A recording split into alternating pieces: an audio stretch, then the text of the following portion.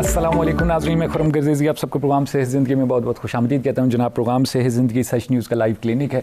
आप लोगों की खिदमत में हाज़िर होते हैं। मुख्तलिफ मौज़ूआत जो कि आपकी सेहत से जुड़े हुए हैं, बीमारियों से मुतल्लिक़ हैं, उन पर बात की जाती है, उनके बचाव के सिलसिले में गुफ्तगू की जाती है। प्रिवेंशन जो एक बहुत इंपॉर्टेंट हिस्सा बन चुका है मेडिकल साइंस का। पूरी दुनिया में प्रिवेंशन पर काम किया जा रहा है ताकि लोगों को बीमारी होने से पहले ही बचा लिया जाए, या बीमारी को बिल्कुल जो है इनिशियल स्टेजेस में शुरू में पकड़ लिया जाए ताकि उसकी ट्रीटमेंट आसान हो, सस्ती हो, पेशेंट की सफरिंग कम हो। इन तमाम चीज़ों पे काम किया जाता है। और प्रिवेंशन में सबसे बड़ा रोल जो है वो information, health education, health awareness का है, आगाही का है। लोगों को पता होगा कि एक बीमारी की अलामतें क्या हैं, उसकी वजूहात क्या हैं, तो वो उससे बचेंगे। यही काम हम प्रोग्राम के ज़रिए करते हैं। कोशिश करते हैं कि पाकिस्तान के हर कोने तक, ख़ास तौर पर वो इलाके जहाँ पर बड़े हॉस्पिटल्स मौजूद नहीं हैं, सीनियर डॉक्टर्स मौजूद नहीं है, वहाँ तक हमारे डॉक्टर्स के ज़रिए पैगामात और इंफॉर्मेशन, हेल्थ एजुकेशन फैलाई जा सके और लोगों को एक सेहतमंद पाकिस्तान बनाया जा सके। आज भी इसी मौजू को हम लोग आगे बढ़ाएंगे, इसी सिलसिले को आगे बढ़ाएंगे। बात करेंगे हम लोग कैंसर की बीमारी के सिलसिले में। जैसे कि आप लोगों को मालूम है, हमारे मुल्क में एक वक्त था कि कैंसर के पेशेंट्स बहुत ही कम दिखने को मिलते थे, लेकिन अब अगर आप देखें तो बहुत हर जगह आप लोग सुनते हैं कि जी मसलन फ़लाँ शख्स को इस चीज़ का कैंसर हो गया, मुंह का कैंसर हो गया, फेफड़ों का, मुख्तलिफ जो कैंसर है, आंतों का कैंसर हो गया। क्या वजह बन रही है कि हमारे मुल्क में एकदम से इतना ज़्यादा कैंसर आना शुरू हो गया है? इसकी वजूहात के ऊपर हम लोग बात करेंगे, क्योंकि एक बड़ी सीरियस कंडीशन, एक सीरियस बीमारी है, ट्रीटमेंट उसके बड़े कॉम्प्लिकेटेड, मुश्किल हैं। इन तमाम चीज़ों पर हम लोग बात करेंगे। और हमारे साथ स्टूडियो में मौजूद हैं डॉक्टर अब्दुल अली वाजिद। डॉक्टर साहब जो हैं कंसल्टेंट ऑन्कोलॉजिस्ट हैं डॉक्टर अकबर नियाजी हॉस्पिटल इस्लामाबाद में। डॉक्टर साहब अपनी खिदमत अंजाम दे रहे हैं। डॉक्टर साहब से हमने टाइम दिया है कि इस मौजू पर हम लोग गुफ्तगू कर सकें, कैंसर के बारे में, और हम लोग गुफ्तगू करेंगे। आपको कोई सवाल है तो कॉल करके आप सवाल पूछ सकते हैं। चलते हैं डॉक्टर साहब, जब गुफ्तगू का आगाज़ करते हैं। सलाम करता हूँ डॉक्टर साहब जी। बिस्मिल्लाह। थैंक यू डॉक्टर साहब, टाइम निकाला हमारे प्रोग्राम के लिए। डॉक्टर साहब, बड़ा इंपॉर्टेंट टॉपिक आप लेके आए हैं, ऑन्कोलॉजी का, यानी कैंसर का जो टॉपिक है, इस पर हम लोग बात करेंगे। तो थोड़ा सा बताइए कि डॉक्टर साहब बैकग्राउंड दीजिएगा कि कैंसर की जो बीमारी है वो है क्या। पहले तो हम एक डिफाइन करते हैं आम लोगों को बताने के लिए, प्लीज़। जी, thank you so much for calling me here in this programme. और बहुत इंपॉर्टेंट टॉपिक डिस्कस करने के लिए आई थिंक हम कह रहे हैं। तो सबसे इम्पॉर्टेंट मैसेज तो मेरा यही है कि देखें, कैंसर को एक चीज़, बीमारी एक बहुत ख़तरनाक, एक मोहलिक बीमारी है। और इसका सबसे इम्पॉर्टेंट मैसेज शुरू में मैं ये देना चाहूँगा, और आगे भी मेरा ये होगा कि जी इसका बर वक्त तशख़ीस और इलाज से इसका मुकम्मल तौर पे इलाज मुमकिन होता है। ठीक है। अच्छा, कैंसर एज अ बीमारी एक डेंजरस बीमारी, सबको पता है, एक चीज़ है। इसका जो तरीका है बनने का वो एक फ़र्क है। ये जेनेटिक लेवल पे कुछ म्यूटेशंस होती हैं, कुछ डैमेज होता है बॉडी का, जिसकी वजह से ये कैंसर बनता है। ठीक है। और जो कैंसर है, ये जेनेटिक लेवल पे क्या क्या चीज़ें हैं जो चेंज करती हैं, वो आपको मैं आगे बताऊंगा। जी जरूर। लेकिन कैंसर बेसिकली होता ये है कि आपके बॉडी के खुलिए जो सेल्स हैं, वो उनका एक लाइफ साइकिल है जिसमें उन्होंने बनना है, आगे अपना काम करना है, और उसी के साथ उन्होंने फिर आगे उनकी डिस्ट्रॉय होना, फिर नेक्स्ट नए सेल बनने और उन्होंने आगे जाना। ठीक है। और अगर इस प्रोसेस के अंदर दरमियान में कोई जेनेटिक प्रॉब्लम आ जाए, उनके अंदर एक आ जाए जिससे वो अपना काम भी ना कर सकें और वो उनकी डेथ भी ना हो, वो आगे भी ना बन जाएं, तो उसकी वजह से वो नॉर्मल जो सेल्स जिन्होंने काम करना था वो भी नहीं कर पाते। अच्छा। और वो अपनी जगह भी लेना शुरू कर देते हैं, उनके नशोनुमा भी वो खाना शुरू कर देते हैं कैंसर सेल्स, जिसकी वजह से बॉडी आगे से डैमेज होती है और आगे जाके पेशेंट की से डेथ हो सकती है। ठीक। तो ये इसकी बेसिक जो है प्रोसेस है। ठीक है। और जो बेसिक जेनेटिक लेवल की बात होती है, इसके अंदर बहुत सारी जेनेटिक म्यूटेशंस होती हैं जो कि जो बहुत सारी बॉडी के अंदर डैमेज आती हैं। ट्रेडिशनली जब हम ये देखते थे पहले से, जब हिरोशिमा के अंदर एटॉमिक बॉम्ब हुआ, वहाँ से जो रेडिएशन एक्सपोजर होता था, वहाँ पे हमने देखा था बहुत ज़्यादा कैंसर्स पैदा हुए थे। अच्छा। ये उस ज़माने की बात है। अब आजकल इस माशरे में, आजकल हमारी इन्वायरमेंट में हम क्यों इतना कैंसर्स देख रहे हैं, उसकी बहुत सारी वजूहात हैं। एक तो ऑब्वियसली ये सारा जो स्ट्रेस है जो कि बॉडी के ऊपर आप डाला जाता है, जिसके अंदर बहुत सारी चीज़ों से आता है, जिसकी वजह से ये सारा DNA डैमेज होता है और आगे कैंसर बनता है। स्ट्रेसेस हम आजकल कौन कौन से देख रहे हैं? सबसे इंपॉर्टेंट जो स्ट्रेस हम देखते हैं, एक तो जनरल स्ट्रेस ऑफ लाइफ, जो कि हम फैमिली में, वर्क वाइज, जॉब रिलेटेड, जिसकी वजह से हम स्ट्रेस एक बहुत लेते हैं, बॉडी के अंदर से हार्मोन्स रिलीज होते हैं जिसकी वजह से इस बॉडी स्ट्रेस में जाती है। ठीक है। दूसरी चीज़ हम स्ट्रेसफुल देखते हैं कि हमारी स्मोकिंग एक बहुत स्ट्रेसफुल चीज़ है। उसके अलावा कोई भी और नशे की दवा जो है वो बहुत एक कॉमनली हम देख रहे हैं माशरे में बहुत कॉमनली यूज़ की जा रही है। सही। और इसके अलावा जो हमारी डाइट है कि अनहेल्दी लाइफस्टाइल हम अडॉप्ट करते जा रहे हैं। अनहेल्दी लाइफस्टाइल में क्या क्या आता है? अनहेल्दी लाइफस्टाइल में आपका जो खाना पीना है, जो अगर आप बाहर से खा रहे हैं चीज़ों को, तली हुई चीज़ें ज़्यादा खा रहे हैं जिसकी वजह से आपका वज़न बढ़ रहा है। उसके अलावा बाकी जो आप इन्वायरमेंटल एक्सपोजर आपका आ रहा है जिसके अंदर पोल्यूशन का है, धुएँ का आना है जी। और भी बहुत सारी चीज़ें जिसके अंदर हमारी एक्सरसाइज नहीं हो पा रही, हम लोग वॉक नहीं करते उतना जितना हमें करना चाहिए। ठीक है। उतनी स्लीप नहीं लेते जितनी हमें नींद पूरी करनी चाहिए, वो नहीं ले पाते। और यही सब चीज़ें मिल के आपके अंदर बॉडी के अंदर एक स्ट्रेस क्रिएट करती हैं जो कि डीएनए डैमेज करके आगे जाके आपके कैंसर सेल बना सकती हैं और ये कैंसर बॉडी में आता है। अच्छा डॉक्टर साहब, जब कैंसर का नाम आता है तो एक दफ़ा लोग जो है वो बहुत घबरा जाते हैं। मेरे ख्याल से कैंसर जैसी कोई और उसके कंपैरिजन में हम बीमारी नहीं रख सकते क्योंकि वह लोग सुनते ही जाते हैं तो परेशान हो जाते हैं। तो क्या वाकई इतनी कॉम्प्लिकेटेड बीमारी है? और क्या क्योंकि जब कैंसर किसी को होता है तो हम लोग बिल्कुल नाउमीद हो जाते हैं कि यार बस अब जो है ना बस मुश्किल ही है इसका बचना। जी, बहुत इंपॉर्टेंट सवाल आपने किया है और ये पॉइंट बहुत चीज़ है। ये चीज़ जो थी कैंसर के बारे में कि जी कैंसर का नाम सुनते ही लोग समझते हैं कि जी अब तो काफ़ी देर हो चुकी है और ये अब हम काफ़ी नाउमीदी में चले जाते हैं। ये एक शायद एक पुराने ज़माने की चीज़ होती थी। ठीक है। अब आजकल के दौर के अंदर हमारे पास बहुत सारी लेटेस्ट दवाइयाँ आ चुकी हैं, ट्रीटमेंट्स आ चुकी हैं और प्रोसेस आ चुके हैं, टीम्स बन चुकी हैं ऐसी जिसके बेसिस पे हम काफ़ी हद तक पेशेंट्स को उस बीमारी को कंट्रोल कर सकते हैं और अर्ली स्टेजेस के अंदर हम उनको कम्प्लीटली क्योर कर सकते हैं। अच्छा। तो बहुत सारी हमारे पास अब ऑप्शन आ चुकी है और आने वाले दिनों में हम देखते हैं कि रोज़ाना के लिहाज से, हर महीने के लिहाज से हमारे पास नई ट्रीटमेंट्स आ रही होती हैं जो वेस्ट से भी आ रही हैं और बहुत जगहों से भी आ रही हैं और उनको हम अडॉप्ट कर रहे हैं हमारे इसके ट्रीटमेंट प्रोग्राम के अंदर जो हम चीज़ें हम रन कर रहे हैं और उससे हम काफ़ी अच्छा सक्सेस हासिल कर पा रहे हैं। ठीक है, मेरा 100% उसको अभी नहीं अचीव कर पाते लेकिन हम फिर भी काफ़ी हद तक चीज़ों को सॉल्व कर लेते हैं और उसके अलावा हम बहुत सारी और चीज़ों को भी उसके अंदर जो प्रॉब्लम्स रिलेटेड होती हैं उनको भी हम बहुत सॉल्व करते हैं। जो बेहतर ट्रीटमेंट्स आ चुकी हैं हमारे पास, एक्सपर्टीज़ आ चुकी हैं तो उनके साथ हम लेके चलें। तो आई थिंक अब वो शायद उतनी नाउमीदी नहीं है जितनी हम पहले ज़माने में करते थे। हम काफ़ी कुछ कर सकते हैं। अच्छा डॉक्टर साहब, कितना जो कहते हैं ना फैमिली में एक चीज़ चल रही है जी, कैंसर के बारे में जब हम पहले सुनते थे तो हम यही समझते थे कि जी अच्छा ये फैमिली में था, इनको उसको कैंसर हो गया। जो इन्वायरमेंटल जो फैक्टर्स आपने अभी गिनवाए इनको बहुत ज़्यादा फोकस नहीं होता था। अब चीज़ें जो है बहुत ज़्यादा देखने को मिलती हैं कि जी अच्छा जी डाइट भी मैटर कर सकती है, आपकी स्मोकिंग भी मैटर करती है। ऑब्वियसली किसका ज़्यादा परसेंटेज है? फैमिली वाइज चीज़ें ज़्यादा कैंसर में चल रही हैं या इन्वायरमेंटल फैक्टर ज़्यादा इफेक्टिव है? अच्छा, कैंसर जो है वो उसकी ज़्यादा एनवायरमेंटल फैक्टर ज़्यादा है। अच्छा। फैमिली जो हिस्ट्री है, जो जेनेटिक लोग कुछ कैंसर टाइप्स होती हैं जो कि पास ऑन हो रही होती हैं, फादर से लेके नीचे आ रही हैं, मदर से लेके नीचे फैमिली में आ रही हैं या फिर ग्रैंडफादर से नीचे मेरा नीचे जनरेशन में आ रही हैं। ठीक है। वो रेयर है। मतलब आई थिंक हम लोग प्रॉब्ली 5% या ज़्यादा नहीं देखते होंगे जो जेनेटिक उसमें आ रही हैं। ठीक है। मेजॉरिटी 90% से ज़्यादा मेजॉरिटी फीसद के अंदर हम लोग देखते हैं कि एनवायरमेंटल फैक्टर्स हैं।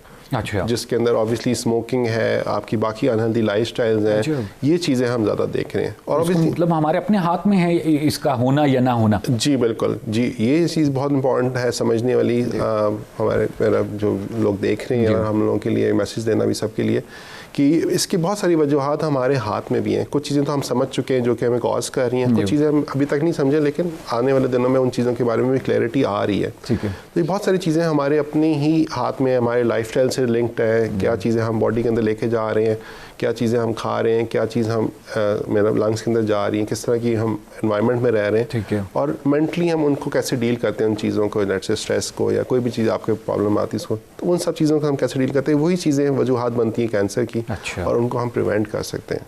सही। तो इसका मतलब आपने बताया कि एनवायरमेंटल फैक्टर्स जो हैं वो हैं, बिल्कुल जैसे हम कहते हैं कि जी शुगर की बीमारी है, अगर आप जो है वो एक्सरसाइज करेंगे, मीठा नॉर्मल लेवल पे खाएंगे तो आप उससे बच सकते हैं। इसी तरह कैंसर में भी हम लोग इन चीज़ों से अपने आप को बचा सकते हैं। मतलब एक बहुत इंपॉर्टेंट एस्पेक्ट जिस तरह आप ये समझ लें कि जैसा स्मोकिंग है जी, अगर हम स्मोकिंग को लेट से हम कल आज गवर्नमेंट बैन कर देती कि बंद कर दें, आज से कोई स्मोकिंग नहीं कर सकता और सेल भी और कोई भी, तो उसकी वजह से आप देखेंगे कितना ज़्यादा फ़र्क पड़ेगा हमारी सोसाइटी में हेल्थ वाइज। मेरा बहुत सारी बीमारियाँ, कैंसर, उसके अलावा heart disease, lung disease, sugar की और बहुत सारी बीमारियां जो कि स्मोकिंग से डायरेक्टली लिंक्ड है, उससे उसकी मेरा मवाद उसकी कम होंगी, उसके जो ख़र्चा जो फैमिलीज़ उसको बर्दाश्त करती हैं वो कम हो जाएगी। और ये जो स्मोकिंग से रिलेटेड डिजीज़ हैं ये हमारी टॉप जानलेवा चीज़ें कहें, जिसमें हमारी कैंसर है, जिसमें हार्ट डिजीज़ है, स्ट्रोक है, डायबिटीज़ है, ये सब चीज़ें स्मोकिंग से डायरेक्टली लिंक्ड है। तो ये ऐसी चीज़ें जो कि हम लोग डायरेक्टली उसके अंदर कोशिश करके हम इसको ख़ुद भी अपने तौर पे कर सकते हैं और गवर्नमेंट से भी हम कह सकते हैं कि जी इसके ऊपर भी कोई एक्शन लिया जाए। सही। अच्छा डॉक्टर साहब, एक बहुत ही कॉमन क्वेश्चन जो आपने बहुत बार सुना भी होगा, डिस्कशंस में भी इस पर बात होती है, लोग कहते हैं कि जी मुझे तो कैंसर नहीं हो सकता, मैं स्मोकिंग कर रहा हूँ, मुझे नहीं हो सकता जी, उसको हो गया तो हो गया, मुझे नहीं हो सकता। एक डिनाइल की स्टेट होती है कैंसर को लेके। स्मोकिंग की जैसे आपने बात की, लोग स्मोकिंग करते हैं बगैर डर के, बगैर खौफ के करते हैं, तस्वीरें भी लगाई जाती हैं सिगरेट के बॉक्सेस पे, लेकिन हमारे जहन में होता है कि जी मुझे कैसे होगा कैंसर, क्योंकि कैंसर को हम लोग शायद एक बीमारी नहीं समझते, हम शायद समझते हैं कि नहीं ये शायद कोई पता नहीं कोई एक ऐसी जादू की कोई चीज़ है जो शायद उस पर हो गया है, मेरे पे नहीं होगा। तो ये कॉन्सेप्ट क्यों है हमारे माशरे में कैंसर को लेकर?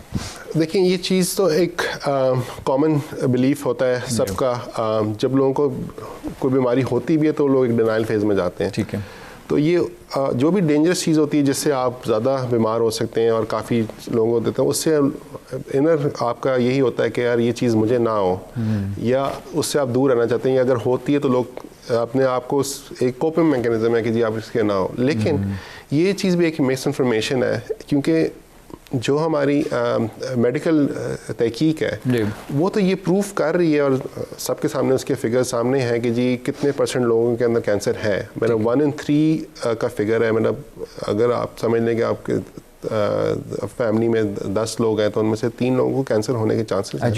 अच्छा, तो इतना ये हाई चीज़ देखी जा सकती है। ठीक है, तो ये चीज़ तो डिनाई करना इसका तो मेरे ख्याल से एक गलत चीज़ होगी कि हम इसको डिनाई करें। I think it's more important कि हम अब क्योंकि बहुत सारी और बीमारियों से बच रहे हैं, जिस तरह के हार्ट डिजीज़ के बहुत अच्छे क्योर चीज़ें आ चुकी हैं, डायबिटीज़ के बहुत अच्छी चीज़ें आ चुकी हैं, तो अब हम देख रहे हैं कि ज़्यादातर लोगों के अंदर जब वो ज़्यादा लिविंग लॉन्गर, ज़्यादा उम्र के साथ जा रहे हैं, तो उनके अंदर फिर ये कैंसर की बीमारी हमारे सामने ज़्यादा आ रही है और उसी की वजह से जो है ना वो प्रॉब्लम्स बनती हैं आगे मिलती है। डॉक्टर साहब, तादाद वाकई पेशेंट्स की बढ़ी है कैंसर पेशेंट्स की पाकिस्तान में या नहीं? क्योंकि अवेयरनेस बढ़ी है, इन्वेस्टिगेशंस मशीनें आ गई हैं, तो शायद हमें अब पता चलना शुरू हो गया, या तादाद बढ़ रही है? जी दोनों चीज़ें, I think there is a combination, दोनों चीज़ें चल रही हैं। एक तो ये कि पिछले सालों के अंदर उसकी इन्वेस्टिगेशंस भी ज़्यादा होती हैं, अब जो लोग ज़्यादा अवेयर होते हैं तो ज़्यादा आके चेक कराते हैं। शायद पहले ज़माने में उतना वो नहीं करते थे और किसी और चीज़ से रिलेट करके कहते थे ठीक है भाई जो भी है, या डेथ हो गई या मतलब जो भी हो गया, उसका इतना पता ही नहीं चल पाता था। जी बिल्कुल। और कुछ चीज़ें ऑब्वियसली हमारी इन्वायरमेंट में चेंजेस भी बहुत आई हैं, जिससे हम शायद उतना पहले नहीं देखते थे, अब वो चीज़ें हम ज़्यादा देखते हैं, क्योंकि ये चीज़ें जो है प्रॉब्ली हम अपने अगर शहरों में देखें तो ये चीज़ें शायद पहले भी उतनी इन्वेस्टिगेशन होती थी, लेकिन अब हम उन चीज़ों को ज़्यादा देखते हैं। सही है, जिसमें مثلا लाइफ स्टाइल आ रहा है, हमारी डाइट आ गई, या स्मोकिंग वगैरह, स्ट्रेस का फैक्टर है, मेजर एस्पेक्ट यही उसका होता है। सही। अच्छा डॉक्टर साहब, ये भी थोड़ा सा अर्ज़ कीजिएगा कि एक अभी जर्नली में चीज़ें आपसे पूछ रहा हूँ जो कॉमनली लोगों के जहन में होती हैं, ट्रीटमेंट वाकई जनरली कमेंट कीजिएगा इस पर कि ट्रीटमेंट वाकई कॉम्प्लिकेटेड है कैंसर का? जी, ट्रीटमेंट्स जो हैं वो अब हमारे साथ हम जिस तरह आगे बढ़ते जा रहे हैं ट्रीटमेंट्स के अंदर, अब उसके अंदर हम लोग एक टीम्स में काम करना शुरू हो गए। कॉम्प्लिकेटेड इस तरह है कि अर्ली स्टेजेस में भी चीज़ें होती हैं, लेकिन उतने ही हम ज़्यादा केयरफुल होते हैं। तो जो कॉम्प्लिकेटेड जो वर्ड है बेसिकली मैं ये कहना चाहूँगा कि हम उसको अब ज़्यादा क्लोजली और डेलिकेटली उसको हम देखते हैं और हम टीम्स में काम करते हैं। इसी तरह जैसे मैं doctor Akbar Niazi teaching hospital में होता हूँ, वहाँ पे हमने एक मल्टी डिसिप्लिनरी टीम बना ली हुई है, जिस टीम के अंदर हमारे मेंबर्स सर्जन्स होते हैं, हमारे पास रेडियोलॉजिस्ट होते हैं, पैथोलॉजिस्ट होते हैं, उसके अलावा बाकी फील्ड्स के डॉक्टर्स हैं, पल्मोनोलॉजिस्ट हैं, नेफ्रोलॉजिस्ट है, है डायबिटीज़ के, ये हम लोग मिल के उसी ट्रीटमेंट करते हैं। जब से हमारे पास एक पेशेंट आता है उसका हम मिल के एक प्लान बनाते हैं, तो वो जब चीज़ें हैं तो मिल के मेरा वो उस कॉम्प्लिकेशन को हम डील करते हैं मिल के, तो बेहतर हम तरीके से डील कर सकते हैं। ठीक, डॉक्टर मजीद इस पे बात करेंगे हम लोग स्पेसिफिकली। यहाँ पर छोटा सा वक्फा लेने हमने प्रोग्राम में जी नाज़रीन आप लोग गुफ्तगू सुने डॉक्टर अब्दुल अली वाजिद की। डॉक्टर साहब कंसल्टेंट ऑन्कोलॉजिस्ट हैं और डॉक्टर साहब बात करें कैंसर की बीमारी के सिलसिले में, कैंसर की वजूहात के बारे में डॉक्टर साहब ने तफसीली तौर पर बात की। मजीद गुफ्तगू हम आगे बढ़ाएंगे, यहाँ छोटा सा वक्फा लेंगे प्रोग्राम में और फिर आपकी खिदमत में हाजिर होंगे। डॉक्टर अब्दुल अली वाजिद हमारे साथ स्टूडियो में मौजूद हैं। डॉक्टर साहब कंसल्टेंट ऑन्कोलॉजिस्ट हैं और डॉक्टर अकबर नियाजी हॉस्पिटल इस्लामाबाद में डॉक्टर साहब अपनी खिदमत अंजाम दे रहे हैं। डॉक्टर साहब से हमारी तफसीली गुफ्तगू चल रही है कैंसर की बीमारी के सिलसिले में। डॉक्टर साहब ने वजूहात की तरफ इशारा किया, मजीद हम लोग बात करेंगे, इसके ट्रीटमेंट के बारे में बात करेंगे, रीजंस पे भी डॉक्टर साहब ने रोशनी डाली। तमाम चीज़ें हैं जिस पर हमारी आज गुफ्तगू होगी ताकि जो है जितनी ज़्यादा इंफॉर्मेशन इस बीमारी से मुतल्लिक़ लोगों तक पहुँचाई जा सके, क्योंकि ऐसी बीमारी ऐसी कंडीशन है जिसके बारे में बहुत सी गलत फहमियाँ, एक खौफ भी पाया जाता है लोगों में और उसी खौफ की वजह से जैसे कि डॉक्टर साहब ने भी कहा है कि डिनाइल भी पाया जाता है कि जी हमें तो कैंसर नहीं हो सकता। तो कैंसर अगर खुदा न खासा अगर हो भी जाता है तो डॉक्टर साहब ने कहा कि अब ऐसे ट्रीटमेंट्स, ऐसे ऑप्शंस आ चुके हैं कि उसको बड़े आराम से ट्रीट किया जा सकता है। तो इसमें इतना ज़्यादा परेशान हो जाना और चीज़ों को वो डिसअपॉइंट हो जाना ज़रूरी नहीं है। चलेंगे डॉक्टर साहब की तरफ गुफ्तगू को आगे बढ़ाएंगे। डॉक्टर साहब थोड़ा सा अर्ज़ कीजिएगा हमारे मुल्क में कौन से कैंसर्स जो है वो बहुत ज़्यादा कॉमन हैं? जी, जो कॉमन ब्रेस्ट कैंसर हम देखते हैं औरतों के लिहाज से देखें तो ब्रेस्ट कैंसर हम बहुत कॉमनली देखते हैं। अच्छा, ये इतना कॉमन है कि जो हम हॉस्पिटल के अंदर कैंसर पेशेंट्स देख रहे हैं, क्लिनिक के अंदर कैंसर पेशेंट्स देख रहे हैं, उसमें से 50% केसेस जो हम देख रहे हैं वो छाती का कैंसर देख रहे हैं। तो ये एक सबसे ज़्यादा कॉमन हम ब्रेस्ट कैंसर देख रहे हैं। उसके अलावा मर्दों में हम काफ़ी ज़्यादा कॉमनली लंग कैंसर देख रहे हैं, आई थिंक स्मोकिंग की वजह से भी है। ठीक है। उसके अलावा प्रोस्टेट कैंसर है। फिर इसके अलावा जो थोड़े से उसमें हम कम देखते हैं वो हम आंतों का कैंसर देखते हैं। फिर हेड एंड नेक कैंसर भी देखा जाता है, वो भी स्मोकिंग से रिलेटेड है काफ़ी। ठीक है। फिर उसके अलावा आजकल हम लोग ब्लड के कैंसर भी काफ़ी देख रहे हैं जो कि हो रहे हैं और वो भी प्रॉब्लम हम थोड़ी यंगर एज ग्रुप में भी देखा जा रहा है। आई गेस लाइफस्टाइल से ही लिंक लग रहा है हमें ज़्यादा। सही। डॉक्टर साहब ब्रेस्ट कैंसर हम लोग सुनते थे कि जी वेस्ट में ज़्यादा होता है जी, और उसकी कुछ वजूहात भी थी जो हम लोग देखते थे। हमारे यहाँ क्यों एकदम से ये इतना ज़्यादा हो गया? हमारा तो एक जो फैमिली सिस्टम, जो लाइफस्टाइल, जो चीज़ें हैं वो तो काफ़ी ऑपोजिट हैं कि भाई हमारे यहाँ ब्रेस्ट कैंसर हो। डेफिनेटली ये चीज़ तो बहुत इंपॉर्टेंट है कि जी जो ब्रेस्ट कैंसर है वो हमेशा लिंक था ओबेसिटी से, मतलब वज़न के बढ़ने से। अच्छा, और वेस्ट में हम लोग ये चीज़ ज़्यादा देखते थे। ठीक है। लेकिन और चीज़ों से भी लिंक्ड होता है। एक तो ये कुछ फैमिली हिस्ट्री भी इसके साथ लिंक्ड होती है। दूसरी चीज़ें एनवायरमेंटल फैक्टर्स, जिसका मैंने पहले बताया था आपको कि जो आपकी स्ट्रेसफुल लाइफ है, अनहेल्दी लाइफस्टाइल है, और दूसरा है कि हमारे यहाँ पे भी अब हम देख रहे हैं कि मोटापा हम ज़्यादा देखते जा रहे हैं। बाहर के लोग खाने ज़्यादा खाते हैं जिसके अंदर ज़्यादा घी वाली चीज़ें, ज़्यादा ऑयली चीज़ें होती हैं जिसकी वजह से मोटापा बढ़ता है। फिर एक्सरसाइज हम लोगों की बहुत कम होती जा रही है। पहले जैसा वेस्ट में होता था, लोग गाड़ियों में फिरते थे, हर चीज़ वॉकिंग बहुत कम होती थी और जहाँ पे ये चीज़ें ज़्यादा देखते थे। अब हमारी भी वही चीज़ें माशरे में हम देखते जा रहे हैं कि जहाँ पे लोग प्रेफर करते हैं कि जी गाड़ी में जाना, बाहर जा रहे हैं तो गाड़ी में मस्जिद जा रहे हैं। मतलब ये जो चीज़ें हैं ये काफ़ी डिस्टर्बिंग होती हैं कि जी अगर आप वही लाइफस्टाइल अडॉप्ट करना जा रहे हैं जो वेस्ट के कर रहे हैं तो वो उनकी बीमारियां भी फिर हमें ज़्यादा हम देखने में देख रहे हैं। अच्छा, ठीक, सही। यानी बेसिकली आप कह रहे हैं कि लाइफस्टाइल चेंज हुआ है और उसकी वजह से जाहिर बात है ये तमाम चीज़ें जो हमें देखने में मिलती हैं। डॉक्टर साहब कैंसर की जब बात आती है तो बहुत ज़्यादा आप लोग इस पर फोकस करते हैं कि जी प्रिवेंशन पे काम किया जाए, जी, यानी होने ही ना दिया जाए। इसकी क्या वजह है?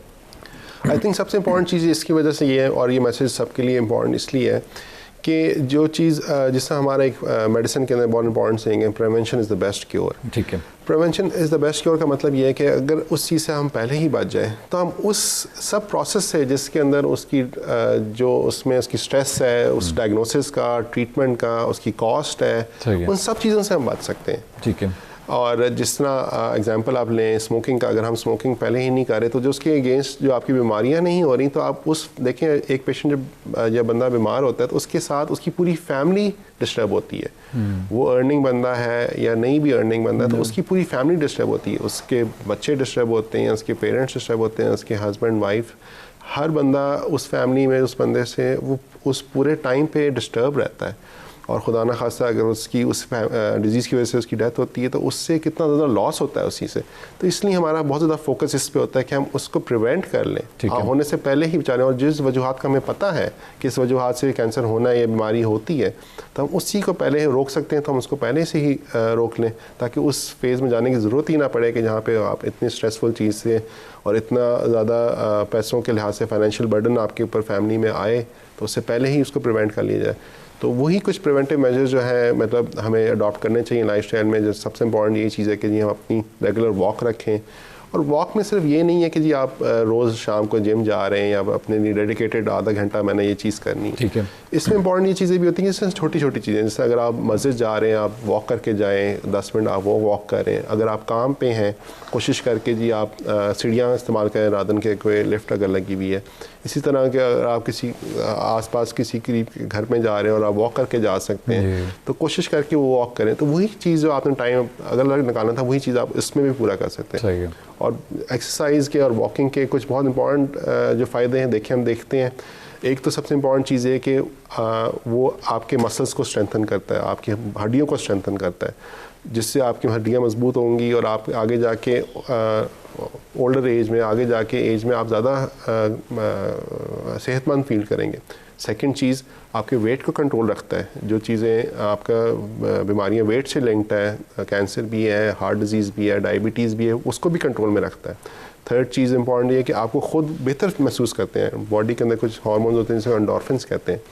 जब आप एक्सरसाइज करते हैं तो वो रिलीज़ होते हैं और आप बेहतर महसूस करते हैं। ज़हनी तौर पे आप ज़्यादा रिलैक्स फील करते हैं और आप ऑब्वियसली घर से बाहर हैं, अपने थोड़े चीज़ों से अलग रह के अपना सोच रहे हैं, तो वो चीज़ों भी आपके लिए हेल्प करती हैं। तो एक तो ये बहुत इंपॉर्टेंट चीज़ है जो कि मेरे ख्याल से हम सबको फोकस करनी चाहिए, हम कर सकते हैं। बाकी चीज़ें तो इंशाल्लाह लाइफस्टाइल के अंदर हम लोग सब कोशिश करते ही हैं कि आजकल काफ़ी अवेयरनेस उस पर भी हो रही है कि मेरा वेजिटेबल्स का है, सब्जियों का ज़्यादा करें, बैलेंस डाइट रखें इसके अंदर, और मोटापे से दूर रहें, चिकनाई की चीज़ें कम इस्तेमाल करें। तो ये सब चीज़ें बहुत इंपॉर्टेंट एस्पेक्ट है इसके अंदर। सरकारी सेटअप्स में, सरकारी हॉस्पिटल्स में हम लोग देखते हैं कि जो ऑन्कोलॉजी का डिपार्टमेंट ही नहीं है जी। क्या वजह है इसकी? इतनी जब अहम बीमारी है और मेजॉरिटी बड़े हॉस्पिटल जो हैं हमारे पास उसमें ऑन्कोलॉजिस्ट नहीं बैठा होता। जी, आई थिंक इससे सबसे जिसके अंदर चीज़ है कि एक तो हमारे पास मैन पावर की कमी है ओवरऑल ही। ऑन्कोलॉजिस्ट पूरे पाकिस्तान में ही गिनती के ही है। अच्छा।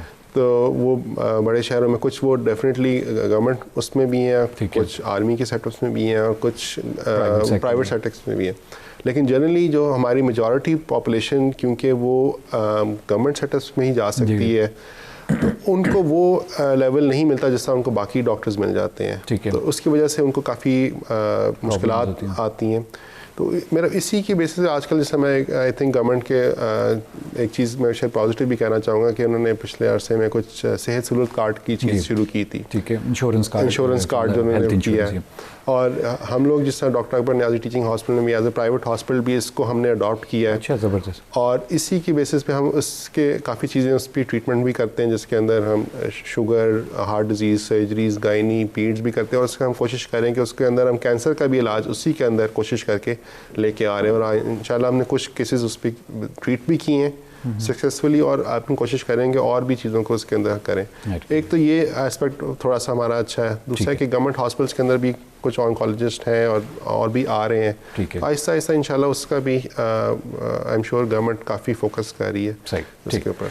डॉक्टर साहब बहुत शुक्रिया, गुफ्तगू आगे बढ़ाएंगे। छोटा सा वक्फा लेने हमने प्रोग्राम में। जी नाज़रीन, आपने गुफ्तगू सुन रहे हैं डॉक्टर अब्दुल अली वाजिद की। डॉक्टर साहब कंसल्टेंट ऑन्कोलॉजिस्ट हैं और डॉक्टर साहब जो हैं doctor Akbar Niazi teaching hospital Islamabad में डॉक्टर साहब अपनी खिदमत अंजाम दे रहे हैं। और डॉक्टर साहब से बड़ी हमारी तफसीली गुफ्तगू हो रही है कैंसर की बीमारी के सिलसिले में। जैसे कि डॉक्टर साहब ने बताया कि जनाब सबसे ज़्यादा इन्वायरमेंटल फैक्टर्स, यानी हम लोगों के जहन में होता था कि कैंसर पता नहीं कैसे हो जाता है, कहाँ से आ जाता है, क्योंकि ज़ाहिर बात है इसमें कोई वायरस या बैक्टीरिया ऐसा इन्वॉल्व नहीं होता, तो हमें लगता था कि जी बड़ी कोई अजीब सी, कोई मिस्टीरियस सी चीज़ है। तो अभी डॉक्टर साहब ने बड़े वाज़ेह अल्फाज में बता दिया कि जी स्मोकिंग फॉर एग्जांपल अगर कोई कर रहा है तो डेफिनेटली उसको कैंसर होने का, फेफड़ों का या मुंह का कैंसर होने का या इन चीज़ों का चांस बहुत ज़्यादा है। और भी हमारी जो लाइफस्टाइल की चीज़ें हैं उसमें हम लोग जैसे देखते हैं हमारा सेडेंट्री वे ऑफ लाइफ हो गया है, हम लोग फास्ट फूड खाते हैं, हम लोग नेचुरल चीज़ें नहीं खाते, गोश्त वगैरह का बहुत ज़्यादा इस्तेमाल है, तो ज़ाहिर बात है ये वो तमाम चीज़ें हैं जो इफ़ेक्ट करती हैं और इन पे हम बड़े आराम से कंट्रोल कर सकते हैं। मज़ीद बात करेंगे डॉक्टर साहब के साथ। यहाँ छोटा सा प्रोग्राम से ज़िंदगी में हम लोग वफ़ा लेंगे और उसके बाद आपकी खिदमत में हाजिर होंगे। जी नाज़रीन, प्रोग्राम में एक बार फिर आपको खुशामदीद कहते हैं। डॉक्टर अब्दुल अली वाजिद हमारे साथ स्टूडियो में मौजूद हैं। डॉक्टर साहब कंसल्टेंट ऑन्कोलॉजिस्ट हैं। Doctor Akbar Niazi teaching hospital Islamabad में डॉक्टर साहब अपनी खिदमत अंजाम दे रहे हैं। डॉक्टर साहब से हमारी बड़ी तफसीली गुफ्तगू चल रही है कैंसर की बीमारी के सिलसिले में। इसमें डॉक्टर साहब ने वजूहात की तरफ इशारा कर दिया है, ट्रीटमेंट के बारे में हमारी बात हो चुकी है, क्या फैक्टर्स बाइस बनते हैं, प्रिवेंशन कैसे मुमकिन है, तमाम चीज़ों में हम लोग बात कर चुके हैं। गुफ्तगू को हम आगे बढ़ाएंगे डॉक्टर साहब के साथ। डॉक्टर साहब, फर्स्ट स्टेज जब भी हम हमारे प्रोग्राम में या कहीं भी ऑन्कोलॉजिस्ट या कैंसर स्पेशलिस्ट के पास हम लोग बैठते हैं, उनसे बात होती है, तो फर्स्ट स्टेज की अगर बात ना हो तो मेरे ख्याल से गुफ्तगू अधूरी रह जाती है। क्या है ये फर्स्ट स्टेज? फर्स्ट स्टेज क्यों इतनी ज़रूरी है? जी, फर्स्ट स्टेज का मतलब ये है कि अभी अर्ली स्टेज में कैंसर है। ठीक है।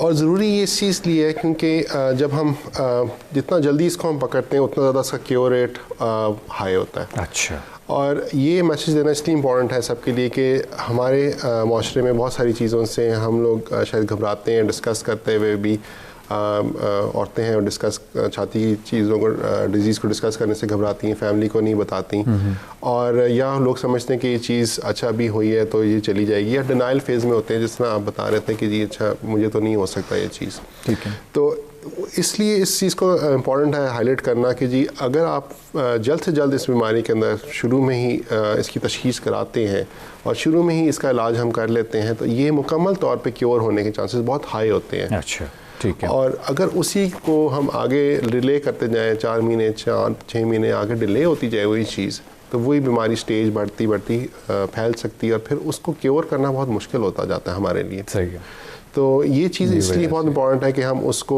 जल्द से जल्द जो भी लोगों को कोई ऐसे अलामात होते हैं, अलामात जिस तरह के कोई गिल्टी बनती है छाती का, जिस तरह कॉमनली देखते हैं लोग, कभी गर्दन में गिल्टी बन सकती है, बगल में बन सकती है, इसके अलावा वज़न का कम होना, जो लोग डाइट नहीं भी करें उनका वज़न कम होना, खांसी का आना, खून का आना, बलगम के अंदर खून आना, और उसके अलावा छोटे या बड़े पेशाब के अंदर खून आना, इस या पे बहुत ज़्यादा सवेर थकावट जो कि और किसी वजह से ना समझ आ रही हो, पीलापन होना, ये सब चीज़ें बहुत कुछ कॉमन अलामात हैं जो कि हम कैंसर के अंदर देखते हैं। तो मेरी सबको इम्पॉर्टेंट मैसेज यही होगा कि अगर इनमें से कोई भी अलामात लोगों को आती हैं, वो चीज़ें विदिन 1-2 हफ्ते के अंदर इम्प्रूव नहीं होती हैं, तो आप जल्द से जल्द किसी ऐसे डॉक्टर से लाजमी रुजू करें जो कि कैंसर का इलाज करता हो या उससे आपको गाइड कर सके उस तरफ को डील करता हो। सही, ठीक। अच्छा डॉक्टर साहब, जहाँ तक आपने अलामात की बात की, तो कैंसर की जब बीमारी की बात आती है तो अक्सर लोग यही कहते हैं कि जी कैंसर की तो अलामात होती नहीं है, और कैंसर तो पता नहीं कब जाके उसकी अलामात ज़ाहिर होती हैं, पता है उसको पकड़ना बहुत मुश्किल है, कोई टेस्ट ऐसे सच मौजूद नहीं है कि हम लोग कैंसर को इन्वेस्टिगेट कर सकें, खासतौर पर इनिशियल स्टेजेस में। तो फिर ऐसी कंडीशन में क्या करें? जी, ये थोड़ा सा मुश्किल सवाल इस लिहाज से कि आपकी बात ठीक है कि कुछ चीज़ें जो है कैंसर अर्ली स्टेज में हमारे लिए मुश्किल होता है उसको पिक करना, लेकिन कुछ कैंसर ऐसे हैं जो कि हम अर्ली स्टेज में सामने बज़ाहिर नज़र आ जाते हैं। हाँ। जिस तरह छाती का कैंसर हम कॉमनली देखते हैं, वो बज़ाहिर सामने नज़र आ, गिल्टियाँ वगैरह जो है वो आपको पता चल जाएंगी। ठीक है जी। इसके अलावा गिल्टियाँ कुछ लोगों का जिससे ब्लड का होता है लिम्फोमा, उनका नेक में या बगल में उनको गिल्टी महसूस हो जाती है। उसके अलावा कुछ लोगों को खांसी अगर वो नहीं जा रही तो कुछ अलामात वहाँ से आ जाते हैं, या अगर आप पखाने के अंदर खून आता है उनको, तो उसके अंदर भी उसको जल्दी चेकअप कराना ज़्यादा इंपॉर्टेंट है। तो ये कुछ अर्ली अलामात भी हमारे पास सामने आ जाती हैं उसकी, जिसको हम जल्दी अगर वर्कअप करें तो उसको हम जल्दी स्टेज में भी पिक कर सकते हैं। अच्छा डॉक्टर साहब, कैंसर के सिलसिले में जो टेस्ट करने के लिए जो मशीनें हैं या ऑपरेटर्स है, वो क्या हमारे यहाँ मौजूद है? हर जिस हॉस्पिटल में ये ऑन्कोलॉजी के डिपार्टमेंट वहाँ पर मौजूद होती हैं सारी चीज़ें? जी, ये चीज़ें ज़्यादातर हॉस्पिटल्स के अंदर जहाँ पे कैंसर की ट्रीटमेंट हो रही है उनमें मौजूद होती हैं। जैसा हमारे हॉस्पिटल के अंदर doctor Akbar Niazi teaching hospital के अंदर हमारे पास ये सारी सहूलियात होती हैं, जिसके अंदर सीटी स्कैन्स होते हैं, मैमोग्राम होते हैं, अल्ट्रासाउंड होते हैं, फिर बायोप्सी करने के लिए हमारे पास इक्विपमेंट और पैथोलॉजिस्ट दोनों अवेलेबल होते हैं। फिर उससे ज़्यादा इम्पॉर्टेंट हमारे पास एक मल्टी डिसिप्लिनरी टीम का मीटिंग अवेलेबल होती है, जहाँ पे हम हर हफ्ते उनसे मिल के जो केसेस आते हैं उन सबको डिस्कस करते हैं, जिसके अंदर हम उसकी हम बायोप्सीज़ और ट्रीटमेंट प्लान इंक्लूडिंग अगर कोई फाइनेंशियल हेल्प उस पेशेंट को चाहिए किस तरह से, उसको भी हम डिस्कस करते हैं, क्योंकि हमें अंदाज़ा होता है कि जी बहुत सारी पॉपुलेशन हमारी जो पाकिस्तान में है वो इन चीज़ों को अफोर्ड नहीं कर पा रही होती, तो उनको हम कैसे हेल्प कर सकते हैं, हमारे पास क्या क्या सोर्सेज हैं अवेलेबल, क्या वो कुछ खुद फाइनेंस कर सकता है, क्या हम उसको सेहत कार्ड के थ्रू हेल्प कर सकते हैं, क्या हम कोई बैतुल माल के थ्रू हेल्प करवा सकते हैं, या कोई और प्राइवेट डोनर्स के थ्रू हम उसकी हेल्प करवा सकते हैं, और उसी कॉस्ट को हम कितना काम कर सकते हैं। तो ये सब चीज़ें मिल के हमारा एक डिपार्टमेंट बनता है जिसको हम लेके रन कर रहे हैं ऑलरेडी, और बहुत सारे और हॉस्पिटल में ये रन हो रहा है, और उसको मिल के हम इफेक्टिव ट्रीटमेंट के अंदर फिर पहुंचते हैं और फिर ट्रीटमेंट वो डिलीवर करते हैं। सही, ठीक। अच्छा डॉक्टर साहब, एक जो और बड़ी वजह जिसकी वजह से कैंसर को जो है एक बला समझा जाता है वो ये है कि जब ट्रीटमेंट की बात आती है तो आप लोग कहते हैं जी केमो भी होगी, रेडियोलॉजी भी होगी, और जो है कोई और ऑप्शंस भी इसमें चल रहे होते हैं, तो ये क्यों है ऐसा कि भाई रेडिएशन भी लग रही है, कीमो भी चल रही है, सर्जरीज भी हो रही हैं, तो ये इतना कॉम्प्लिकेटेड क्यों है इसका ट्रीटमेंट? कॉम्प्लिकेटेड इसलिए क्योंकि ऑब्वियसली बीमारी काफ़ी एग्रेसिव होती है, काफ़ी डेंजरस होती है। बाय नेचर कैंसर का काम ही होता है कि उसने बढ़ना है, उसने फैलना है। अच्छा। और क्योंकि ये है बीमारी ऐसी, अगर इसको कंट्रोल ना किया जाए टाइम के अंदर तो ये बड़ी जल्दी लाइफ थ्रेटनिंग हो जाती है, जानलेवा हो सकती है, तो इसलिए उसकी ट्रीटमेंट भी काफ़ी एग्रेसिव होती है। और ट्रीटमेंट एग्रेसिव का मतलब ये होता है कि फिर इसके अंदर 3-4 लाइंस ऑफ ट्रीटमेंट हैं हमारे जो हम यूज़ करते हैं यहाँ पे भी और दुनिया भर में भी, जिसके अंदर एक कीमोथेरेपी होती है जो ड्रिप के ज़रिए दी जाती है, कुछ गोलियों की ज़रूरत में भी दी जा सकती है। उसके कॉमन साइड इफ़ेक्ट्स जिस तरह बाल गिरना होता है, मतली होती है। अब दूसरी एस्पेक्ट हमारी रेडियोथेरेपी होती है जो शुआएँ लगती हैं। तीसरा एस्पेक्ट, बहुत इंपॉर्टेंट एस्पेक्ट हमारा सर्जरी का भी उसके अंदर होता है, जिसके हमने उसको अगर अर्ली स्टेज में हम उसको निकालना चाहते हैं बॉडी से पूरी तरह। और फिर उसके अलावा हमारे पास और भी कुछ इंपॉर्टेंट एस्पेक्ट्स होते हैं जिसके हम फोकस करते हैं, जिस तरह जब पेशेंट कोई हमारे पास अलामात से आता है तो हम ये भी देखते हैं कि ठीक है वो एक चीज़ के थ्रू तो गुजर रहा है, उसकी ट्रीटमेंट तो हम कर रहे हैं, लेकिन उसके अलावा उसको क्या क्या प्रॉब्लम्स उसके साथ साथ आ रही हैं, जिस तरह कि वो मेरा ज़हनी तौर पे डिप्रेशन में जा रहा है, फाइनेंशियल तौर पे मसले आ रहे हैं, उसके अलावा उसको कोई शुगर हमारी दवाइयों की वजह से हो रही है, कोई और चीज़ हो रही है, उन चीज़ों को भी हम उसको पूरा एस्पेक्ट उसको ट्रीटमेंट की कोशिश करते हैं, काउंसिल करते हैं, कोई और हेल्प चाहिए होती है, उन सब चीज़ों के ऊपर हम कोशिश करते हैं कि वो पूरा फोकस करें। तो ये सब चीज़ें मिल के ऑब्वियसली एक पैकेज बनता है। कॉम्प्लिकेटेड उस तरह होता है, लेकिन चीज़ों को हम कोशिश करते हैं डे एंड नाइट काम करके चीज़ों को हम स्मूथली रन करें, उन चीज़ों को पूरी हेल्प दे सकें जो कि मिलती है। और वेस्टर्न मुल्कों से ही हमने ये चीज़ें बेसिकली अडॉप्ट भी करते हैं कि वहाँ पे पूरी फैमिली को सपोर्ट किया जाता है इस तरह मुश्किल टाइम के ऊपर। तो कोशिश हम भी करते हैं कि उन सब चीज़ों को लेके चले आगे। डॉक्टर साहब, मेरे लिए पर्सनली हमेशा एक सवाल रहा है कि जो कीमोथेरेपी है बेसिकली, जहाँ तक मुझे पता है कि दवाइयों का इस्तेमाल है, मुख्तलिफ किस्म की दवाइयाँ, तो हम फिर इनको सिंपली मेडिकेशन क्यों नहीं कहते, क्यों कीमोथेरेपी का नाम यूज़ किया जाता है? क्योंकि ये खुद एक थोड़ी सी चीज़ों को कॉम्प्लिकेट कर देता है कि ये अच्छा दवाइयाँ ही हैं तो फिर उसको कीमोथेरेपी क्यों कह रहे हैं हम लोग। दूसरी बीमारियों में हम मेडिकेशन बोलते हैं, लेकिन यहाँ पर जब बात आती है कैंसर की तो हम उसको कीमोथेरेपी बोलते हैं। बात हाँ एक्चुअली बात ये सही है आपकी। कीमोथेरेपी का मतलब तो आखिर में यही होता है कि ये एक केमिकल है जिससे आप ट्रीटमेंट कर रहे हैं, थेरेपी ले रहे हैं। और कीमोथेरेपी का नाम इसलिए शायद अलग बन चुका है क्योंकि जो दवाइयाँ खुद इटसेल्फ होती हैं थोड़ी डेंजरस होती हैं अगर उसका गलत इस्तेमाल किया जाए।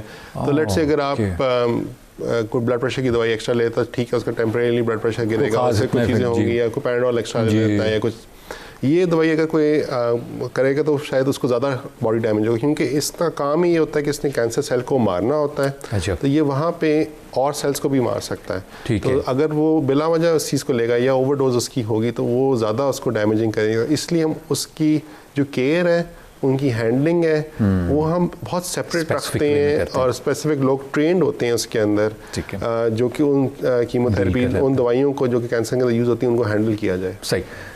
अक्सर हम लोग देखते हैं कि जी कैंसर हुआ तो पहली चीज़ जो दिखने में आती है, अगर मूवीज़ की हम लोग बात करें, कि जी बाल गिर गए या बाल काटे जा रहे हैं। जी ऐसे। जी ये हर कैंसर में आपने बाल काटने होते हैं? नहीं, ये भी इम्पॉर्टेंट चीज़ है कि हर कैंसर के अंदर और हर कीमोथेरेपी ट्रीटमेंट के अंदर बाल नहीं गिरते हैं, कुछ के अंदर हैं, ठीक है, लेकिन कुछ के अंदर नहीं गिरते। दूसरी चीज़ इम्पॉर्टेंट ये होती है कि जब हम ये ट्रीटमेंट रोकते हैं तो बाल वापस आ जाते हैं। अच्छा, ठीक है। तो बहुत सारी हमारे पास जो पेशेंट्स आते हैं, औरतें भी आती हैं, वो इससे बहुत ज़्यादा परेशान होती हैं कि जी ऑब्वियसली बाल नहीं है और फिर घर में हम कैसे होंगे, लोग कैसे हमें देखेंगे, उसकी वजह से लोग डिप्रेशन में भी जाते हैं।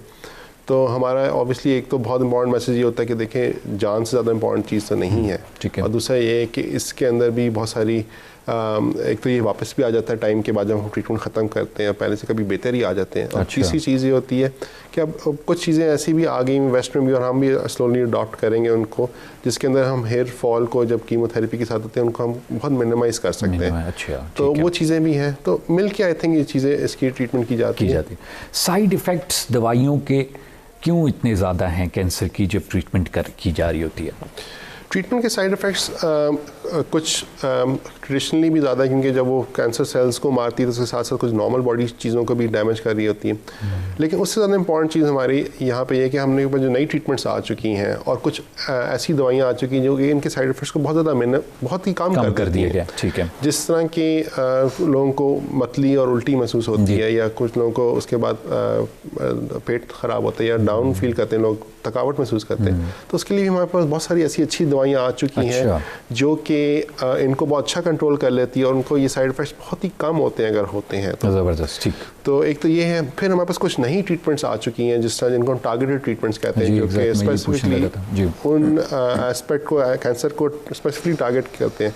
और अब तो कुछ इम्यूनोथेरेपीज़ भी हैं और कुछ और ट्रीटमेंट्स ऐसी आ चुकी हैं जो कि टेलर कर दी जाती हैं पेशेंट के हिसाब से, कि उसकी जेनेटिक सैंपल लेके उसके हिसाब से भी टेलर की जा सकती हैं। अच्छा, हर शख्स के मुताबिक। हर शख्स के, ये चीज़ें कुछ लेटेस्ट अभी फेस्ट में आ रही हैं, और हम लोग भी इंशाल्लाह आने वाले सालों के अंदर उन चीज़ों को भी हम लेके आएंगे। ठीक है। और वो चीज़ों से साइड इफ़ेक्ट्स बहुत ही कम होते हैं अगर होते हैं। ठीक है। और उन चीज़ों से फिर ये चीज़ें मेरा काफ़ी हद तक हम कंट्रोल कर सकते हैं। रेडियोथेरेपी डॉक्टर साहब थोड़ा सा एक्सप्लेन कीजिएगा, क्योंकि सर्जरी का भी हम लोगों को पता होता है कि अच्छी जी सर्जरी है, एक जगह ख़राब हो गई है उसको काट के बाहर निकाल लिया। केमोथेरेपी में भी समझ आ जाती है कि जी दवाइयाँ हैं, स्ट्रॉन्ग दवाइयाँ हैं, मुख्तलिफ किस्म की कम्बिनेशन दवाइयाँ हैं। रेडियोथेरेपी क्या है?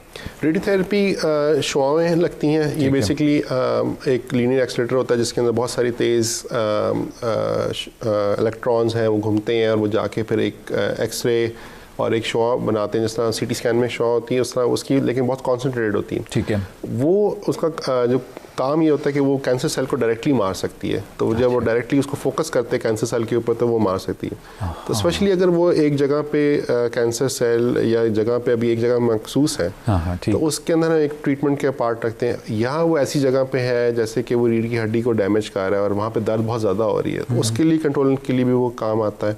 और फिर कुछ जगहों पर जहाँ पे हम सर्जरी नहीं कर सकते, तो वहाँ पर भी हम इन शुआओं के ज़रिए उस कैंसर सेल को ख़त्म कर सकते हैं। सही, ठीक है। तो ये क्या डॉक्टर साहब, ये रेडियोथेरेपी को हम कह सकते हैं कि जैसे कि डर्मेटोलॉजी में लोग लेज़र यूज़ कर रहे हैं, क्या लेज़र या आई स्पेशलिस्ट जो हैं वो लेज़र यूज़ कर रहे हैं, तो क्या वो लेज़र और ये रेडियोथेरेपी एक ही चीज़ है?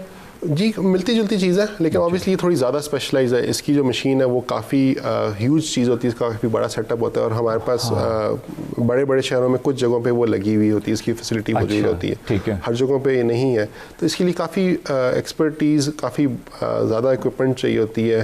प्रॉब्ली जो हम लोग आईज़ के लिए और स्किन के लिए यूज़ करते हैं वो एक सिंप्लीफाइड फॉर्म होता है, हैंडी भी आ गए हैं बिल्कुल। इसके लिए तो काफ़ी बड़ा सेटअप चाहिए होता है और काफ़ी बड़ी टीम चाहिए होती है जो कि इसको हैंडल करती है और उसको थ्रू इफेक्टिव ट्रीटमेंट उसको देनी होती है। अक्सर मैंने लोगों से सुना है कि जी हमें आंतों का कैंसर हुआ और फिर 1 साल 2 साल 3 साल के बाद ट्रीटमेंट ठीक हो गया, लेकिन फिर दोबारा हो गया, तो रिकरेंस है इस बीमारी में?